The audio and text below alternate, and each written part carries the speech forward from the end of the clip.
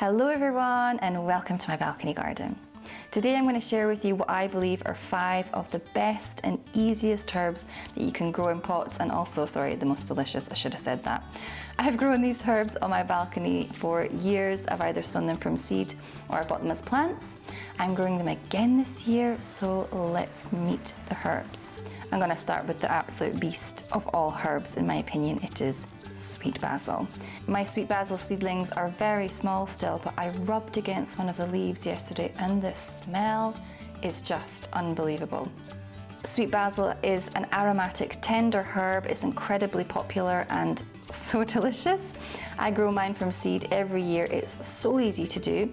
And I also grow Thai and lemon basil. So if you are a fan of basil, like I am, I really recommend exploring different types of basils that you can sow or grow. You can also buy potted basil from any supermarket or garden centre and either leave them in the pots or transplant the basils into larger pots. And if you really want to get the most out of each basil plant from the supermarket, make sure you separate the plants out before you plant them into a larger pot. This is going to reduce the competition for each basil plant, and hopefully it means they're going to grow bigger as well. Whatever you decide to do with your basil, make sure that you stand them in full sun in a sheltered position and that the compost is light, it's loamy and it's nice and free draining, and ideally with a neutral pH, because if the compost is too rich, it can lose some of its flavour. And remember to keep harvesting. This is going to stop flower production, because when the plant moves into its reproductive stage, this is when it starts to produce flowers, the taste of the leaves change. And of course, the more you harvest, the more they grow as well. The second herb is mint. I am another massive fan of mint. I'm a fan of all the herbs. I'm just going to say that so I won't have to repeat myself constantly. It's this fresh, herbaceous perennial, so it grows back each year, and mint is hard as nails. And to be honest, because its growth is so rampant, it's actually better to keep mint contained, so in a pot or in a container, because if you have it sort of running around your garden or your green space, it's going to take over.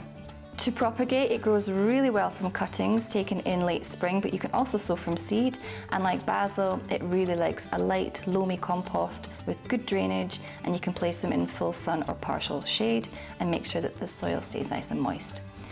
Mint is just perfect for so many things. You can put them in salads. I love making pea soup, and of course, I have it in my gin. Third herb is coriander. Oh my God, I love coriander as well. I said I wouldn't say that.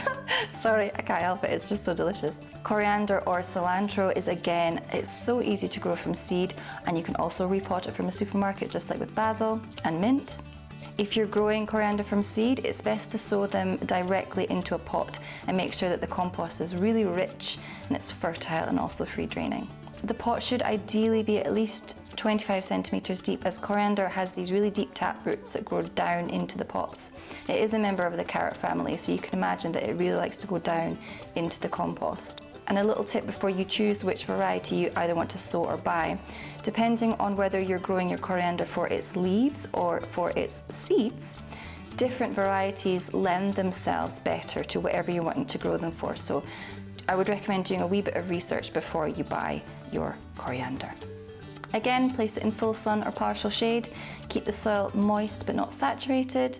And if you're sowing from seed, you can sow a new pot maybe every 2 to 3 weeks, so you have a constant source of coriander.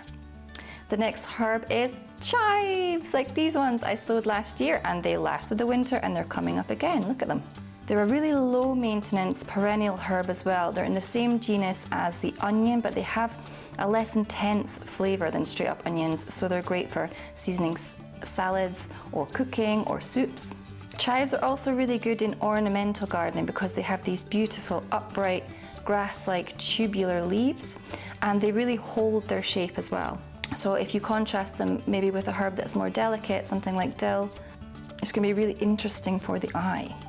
And of course, they produce these beautiful purple flowers that are loved by the pollinators, and these two are already putting them up. You can see them here. So you can sow them from seeds into pots, which I did with these ones, and you can also buy small chive plants and then plant them again into larger pots. You get the idea.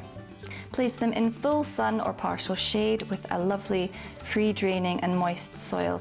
Chives do really well with a heavy feed, so when you're potting them on or planting them, mix in a bit of organic matter with your growing medium for the best results. And of course, the more you cut, the more you grow. It's like giving a little haircut. And the last herb is rosemary. So it's a member of the mint family. Rosemary is this beautiful aromatic herb garden staple. It's grown for cooking primarily, and you can use the leaves either fresh or dried, and its flowers are also loved by the bees. As a Mediterranean native, most rosemary varieties grow best in full sun with well-draining, loamy, slightly acidic soil. Make sure that you don't water rosemary too much because they do have a tendency to get root rot if they are sitting in water for too long. Propagating rosemary by cuttings is also fairly easy to do.